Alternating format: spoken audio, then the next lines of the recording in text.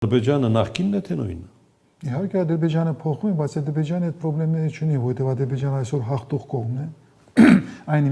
մենք ունեցել ենք Ադրբեջանի հայտարարությունները խաղաղության, հարաբերությունների կարգավորման կեղծ են թե իհարկե կեղծ են, որովհետև Ադրբեջանի ռազմական բյուջետը մնում է 18-19%, դա այն բյուջետը չէ մի երկրի, որը պատրաստում է խաղաղության։ Եվ դա ճիշտ մոտեցում է,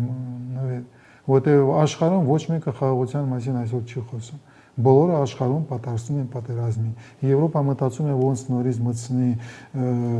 զինծառայությունը նորից հետ դարձնի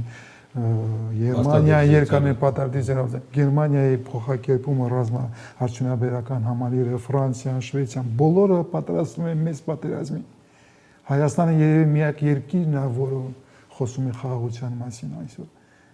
Պետք չի խոսել դրա մասին, այդ ժամանակները վերջացել են։ Խաղաղությունը վատ բան չի։ Խոսել պետք չէ, պետք է պատրաստվել խաղաղության, դա նշանակում է պատրաստվել պատերազմին։